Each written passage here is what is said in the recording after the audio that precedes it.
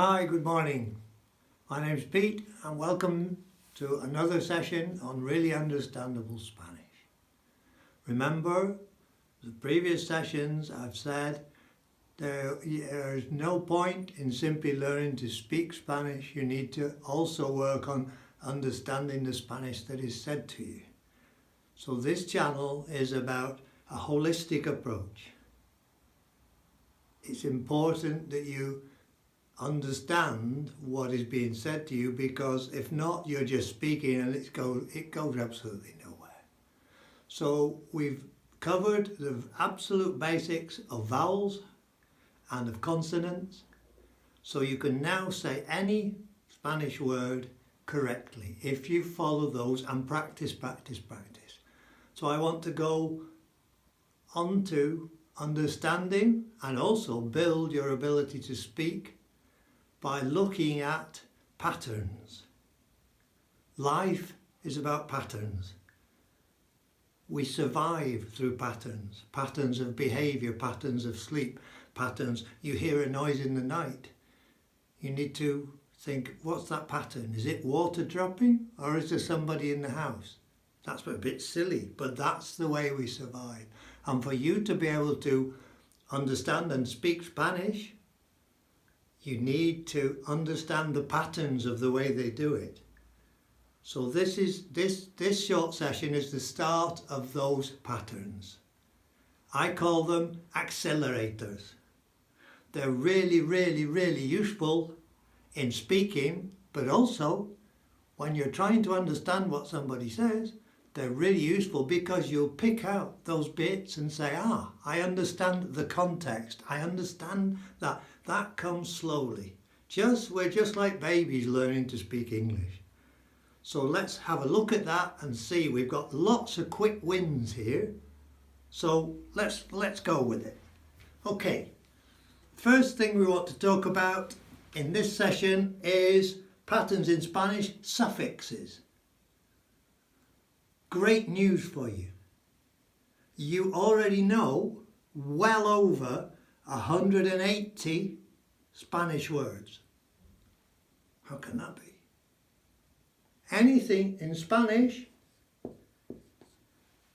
which ends in AL will either be the same as or will be very similar to the English. You just say it in Spanish. And a lot of them are just the same. So we can have electrical, we can have fundamental, we can have normal, we can have special, we can have all of those things. So that's something. Go on to YouTube and find those. Just put in AL ending Spanish words. There are hundreds of them. What I want to do with you is say to you, well, okay, so when you hear that al, that's going to be an adverb or an adjective. And so it just starts to sort out what those Spanish jumbled noises are. It seems a little step, it's a really big one. We can do more than that. We can do two other things at least with suffixes. So let's start off with normal. Remember, say it in Spanish. It's not normal. A Spanish won't understand it. It's normal. Normal. Okay? So, what can we do? What if we want to say normally? Oh, that's another word to understand. Well, no. Great news, quick win. When you want to turn a word into an ending like li, all you do in Spanish is you put MENTÉ on the end. That's a rule. Wow. It's a pattern. It means I don't have to learn every word. This is not English. This is not cough, bow, through, rough. What a language. anything you hear or you want to say, anything you hear with mente on the end, and there are hundreds and hundreds of them, it's very common, you know is li. It's the adverb. Okay? So, normal, mente, normally, end of. Okay, let's go quick. Let's go electrical. Yeah, same word, electrical. It's not electrical, it's electrical. K-a, yeah, k-t-k-k, not th, not sir, electrical. So what's electrically? I know you don't need that immediately. This is learning patterns. Yeah? Electrical, mente. Simples. How about, you want to say specially? Okay, specially. Let's do specially. Specially. Okay, the Spanish for special is almost the same. It just has, write it again, after room, especial. Oh, there's a huge quick win there. We call this place I'm living in, Spain, they call it España. Ah, is that another pattern? It sure is. That pattern says, if you want to say an English word that starts with S and you don't know it in Spanish, try just saying it in Spanish and add an E on the front. Standard. Oh, I don't know what that is. I need to know the word in Spanish. I've got to have to learn it. Yeah, but standard. What about estándar? Correcto. The only thing they don't do at the end is they don't say the D. Remember, if you've seen the other videos before this, the 3 videos, drop the D. Any Spanish word ending in D, drop the D. They don't even bother with it on that word. Estándar. Perfect Spanish. See the pattern? Doesn't mean that every single word in Spanish, in English that starts in S will be the same word. No, no, no, no, no. This is not maths, but this is patterns. So, if we have an AL word, we want to put a li English ending on it. We add mente. Okay, right. That's really, really useful. What else can we do? What if we wanted to say normality? In the future, you may want to say that. There are hundreds of these words. There will be some you want to hear. Yeah? Electricity. Let's try electricity. So we can start with eléctrico is electric. Is this television eléctrico? Yes, sí. Eléctrico. So we can go, okay, we can go to take the O off,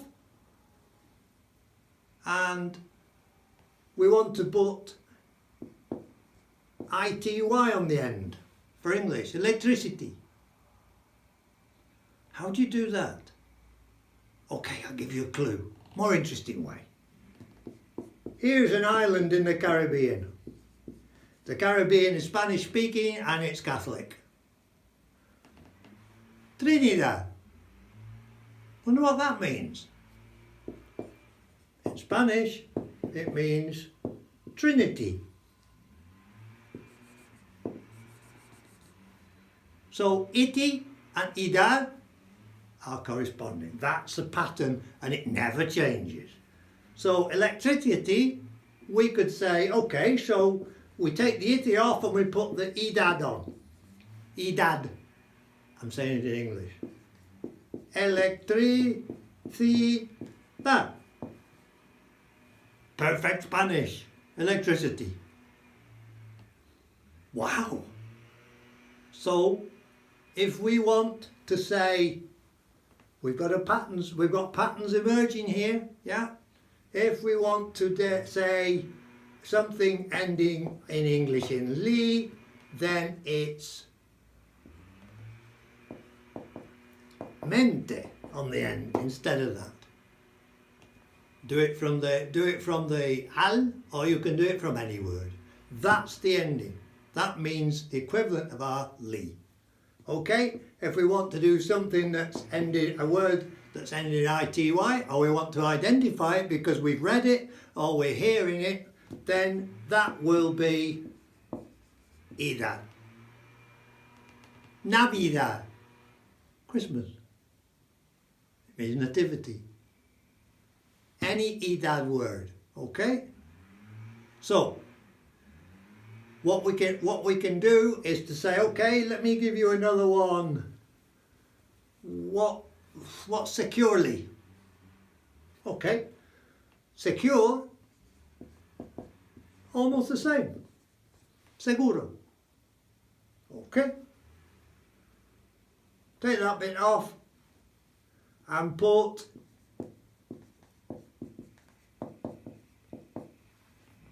seguramente. All you need to do is change it into the female. We'll talk about genders. This is just getting you to think about patterns, because these are accelerators. These will halve. If you do all of these, they will at least halve the amount of time. You'll make double the progress. Once you start to use some words and listen to some Spanish, you will make double the progress. It's really important that you do that, okay? So, let's have a look at one or two more. We can have strictly. That's appropriate because at the moment strictly's on. Strictly. Ooh. Now then, we don't know what strict is, do we? But I wonder, and maybe you're wondering, if I don't know what it is, will it be something like the English? Starts with an S. In this case, it is. It just happens to have an O on there. Estricto. Okay? So, I want to say strictly. Okay. All you have to do, change that to an A and put the mente on the end.